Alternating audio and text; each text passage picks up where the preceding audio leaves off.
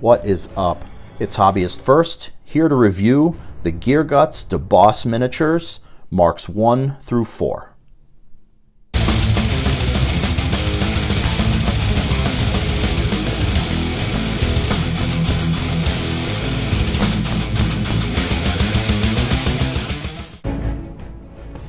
I'm a Gearguts Mk partner creator and was sent these 4 models to paint them and promote them on my social media channels.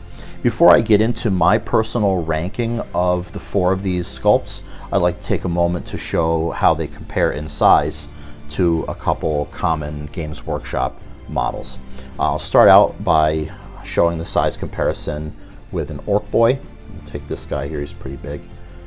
You can see the boy is dwarfed by this massive orc brute. And next I'll show the size comparison with a Death Dread. You see even the smallest of the Gearguts models is somewhat larger than a Games Workshop Death Dread, and these guys are way bigger than Orc Boys. Okay, so my rankings, and this is, I guess, in part on how I painted them, but more so the sculpt and the progression of Gearguts' skill as a digital designer. I'm going to go with my 4th favorite of these models, and I'm going to say that Gearguts Mk3 is my least favorite of the 4, and this one represents a leap in the sculpting skill for Gearguts, so it has significantly more detail than the first 2. Mk3 has got a lot of pistons and articulated claw parts and wires and cables and shocks and springs, so there's a lot of detail here that was not present on the first 2. However, there's something about the silhouette of the model that just makes it not my favorite. I think it's the shoulder pads and the horizontal nature of them, and it may have a little bit to do with the fact that when I glued the gun arm on, it's pointing down a bit, and I think I would have liked this model a lot more had I angled the gun up. But with these 3D print models, once you super glue them together, there's really no turning back. You can see as a part of my Blood Axe army, this model's got a lot of camouflage pattern on it. So that's going to be number 4 for me. Number 3 is going to be Gearguts Mk1. I think that this model has a lot of fun character, and it is great as an alternative sculpt to Ghazghkull Thraka. He's mounted on the correct size base, and he is about the same dimensions as Ghazghkull. I do like the detail on him, but one thing that was lacking for me for this particular model was just the short legs. And the sculpt, it just appears a little short when compared to the other guys.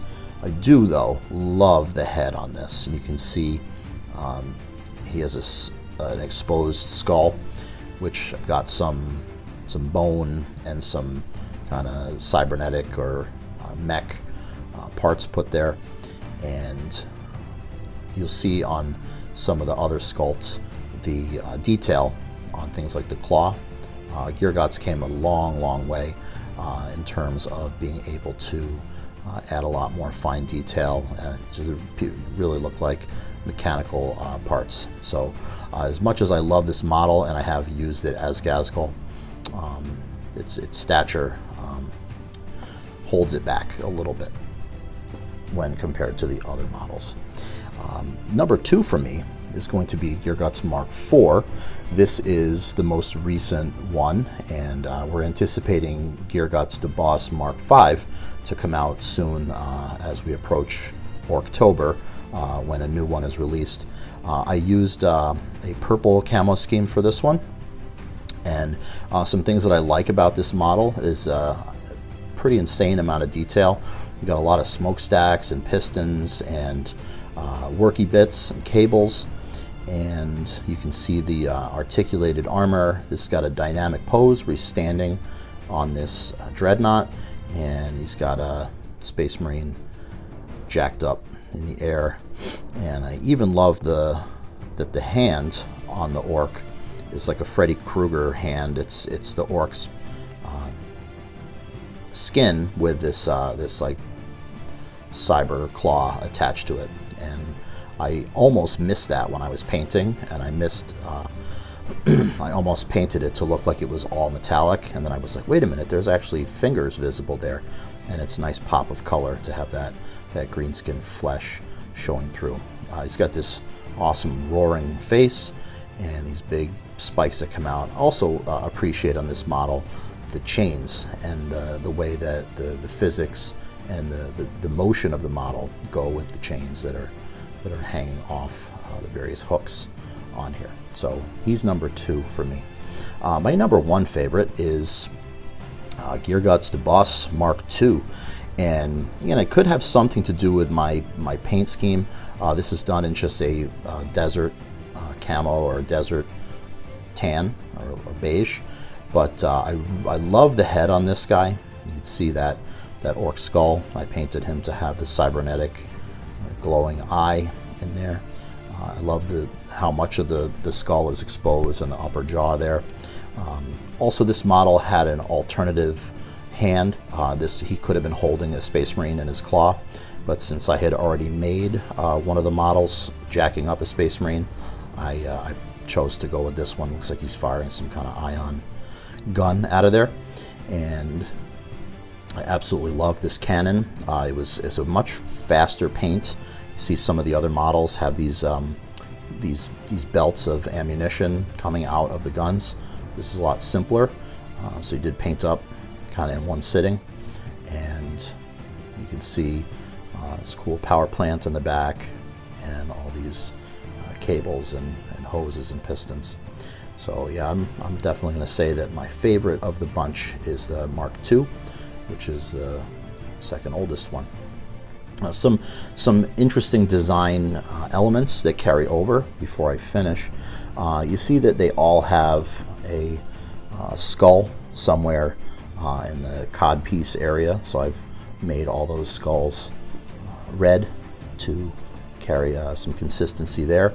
And in Gearguts' design of his Da Boss models, which are to represent him in orc form, he's got this kind of split breastplate that connects to the shoulders, and not so much on this one. This one's just got these 2 spikes that come out, but these 3 have this split breastplate that is just a design element that's nice to see across. In game terms, how do I use these miniatures? I have been using them in 10th edition as Mecha Dreads, not so much him, but I have used these 3 big boys as Mecha Dreads, which is something that suits my play style well. I like to use Def Dreads and walkers, so they're effective in repairing vehicles in the battle and giving them that +1 to hit, and they offer some nice DACA with their guns, and they have some Ripper claws, I think, that are very, very effective in melee as well. And they come in at, I think, about the price of 2 dreadnoughts. It'd be